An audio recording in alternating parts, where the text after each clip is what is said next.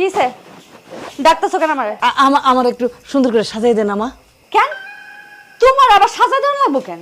ওমা তুই জানোস না কতক্ষণ বাদেই তো আমার পাত্রপক্ষ দেখতে আসবে। ওই তুই যদি তোর মতন করে আমার একটু সুন্দর করে সাজাই দেস তাহলে পাত্রপক্ষ আমারে পছন্দ করে ফেলবো। আল্লাহ, কি হইছে? এইটা আমি কি শুনতাছি? সারা জীবন ধরে শুনে আসলাম যে সে মেয়েদেরকে মায়েরা সাজায় দেয় পাত্রপক্ষ যখন আসে, এখন নাকি আমার মা আমার সাজায় দিতে হবে পাত্রপক্ষ আসবে দেখা। কেন ভুলে গেছ সব? জামাই বাবাজি যখন তোর দেখতে আসছিল আমি তোর কত সুন্দর করে সাজাই দিছি না? এখন আমার বিয়া তুই সাজাইলে সমস্যাটা কি? সমস্যা আছে, কারণ তুমি আমার মা আর তোমার বয়স হয়ে গেছে, বিয়ার বয়স না এটা তোমার। আম্মা আম্মা আল্লাহর দোহাই লাগে, এই বয়সে বিয়ার কথা আর কইও না। তুমি যদি এখন বিয়া করো আম্মা, আমাকে মান সম্মান কোনো কিছু তো থাকবো না আম্মা। আমার মান সম্মানের কোনো দরকার নাই, আমার এখন একমাত্র বিয়েই দরকার। দরকার নাই তোর সাজগোজ করানোর, আমারটা আমি সাজবো। পাত্রপক্ষ চলে আসছে, তাড়াতাড়ি চলেন। ও বাবা আমার তো এখনো সাজা শেষ হয় নাই।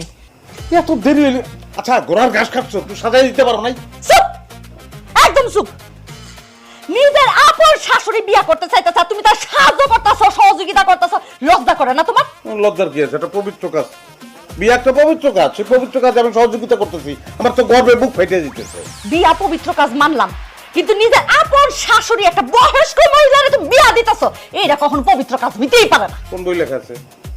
কোন বইয়ে লেখা আছে যে বয়স হলে বিয়ে করতে পারবো না? কোন বইয়ে লেখা আছে যে তারা সাহায্য করা যাবে না? শোনো, বিবাহের কোনো বয়স নাই, যে কোনো বয়সে যে কেউ বিবাহ করতে পারে, বিবাহের কোনো বয়স নাই। বিবাহের যদি কোনো বয়স না থাকে নিজে গিয়ে আরেকটা বিয়া করো, তবু আমার মার আমি বিয়া করতে দিব না। তোবা তোবা, মাথা কি গেছে নাকি তোর? হ্যাঁ, জামাই কি লেগে বিয়া করবো? আরে জামার জন্য তুই আসছিস না, তুই তো তার বউ। I love you. আমি সিঙ্গেল, এই জন্য আমি বিয়ে করতে চাইতেছি। হ্যাঁ মা, সেটাই, এটা ঠিক আছে। শোনো, এটা কি অস্থির না? আমার থেবড়ায় গেছে, কি করেন দেখি তো। পারি না তো। এই যে এই যে ওমা, বুঝছে। ঠিক আছে?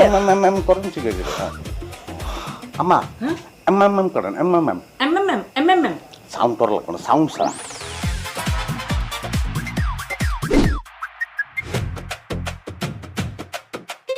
এই বিয়া আমি কিছুতেই হইতে দিব না। কি ব্যাপার, ঘরের ভিতরে এত কথা বলে কি?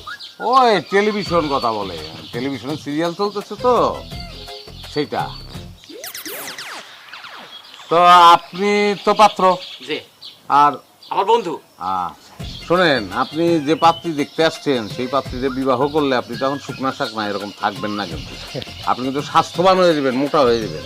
কেন মোটা হবো কেন? রান্নার গুণে মোটা হবেন। সে যে রান্না করে এত সুস্বাদু হয়, ওই খাবার তো আপনি একবার খাবেন না, বারবার খাবেন, আর বারবার খাইলে আপনি মোটা হবেন। দরজা নতুন করে বানাইতে হবে ঘরে ঢোকার জন্য, বুঝছেন? বাহ, তাহলে তো ভালোই হইলো। আমার বন্ধু আবার ভোজন রসিক। তা পাত্রীর লেখাপড়া? আর ভাই, ওনার যদি আপনি লেখাপড়ার কথা বলেন তাহলে তো এসপি। এসপি কি? আরে এসপি মানে বুঝলেন না, সকল বিষয়ে পাস। মানে উনি ছোটবেলা থেকে এখন পর্যন্ত যত পরীক্ষা দিছে, যত পরিকল্পনা করছে, যত উদ্যোগ নিছে, সব জায়গায় পাস পাস আর পাস। বাহ, তাই নাকি? উনি কাজে কর্মে একজন গুণ সম্পন্ন মেয়ে, হ্যাঁ। হ্যাঁ, এবং সে একটু একটু গানও কিন্তু জানে, মাশাআল্লাহ। এবং ভয়ঙ্কর চরিত্রবান, কোনোদিন ছেলেদের দিকে মুখ তুলে তাকায় না। এবং তার বাণী হইল এইটাই যে আমি যদি মুখ তুলে তাকাই তাহলে আমার হাজবেন্ডের মুখের দিকেই তাকাবো, অন্য কারো মুখের দিকে আমি তাকাবো না। বলেন কি? আমার বন্ধু তো এরকম চরিত্রবান মেয়েই দরকার। আরে ভাই, তাহলে তো হয়েই গেল। আপনারা যেরকম মেয়ে চাইতেছেন উনি তো সেরকমই মেয়ে। তাহলে ভাই চলেন সরাসরি বিয়ের দিন ঠন ঠিক করে ফেলি। 13 তারিখ। আরে কি কইতেছেন? এখনো তো পাত্রী চেহারাই দেখলাম না, এখনই বিয়ের দিন তারিখ ঠিক করতে চাইতেছেন? আগে পাত্রী চেহারা দেখান। কথা, এতগুলি কথা আমরা বললাম, তারপর আবার চেহারা না দেখলে হয় না? অবশ্যই দেখতে হবে, আমি যাদের বিয়া করুম তাদের দেখুম না?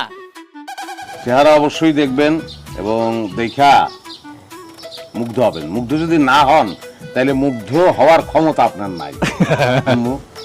ঘন্টাটা খোলেন।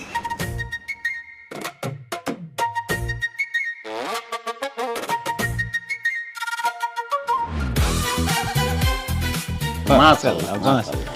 ইন্নালিল্লাহি ইন্নালিল্লাহি ইন্নালিল্লাহ। ইনি তো দেখতেছে পাত্রীর মা, পাত্রী কই?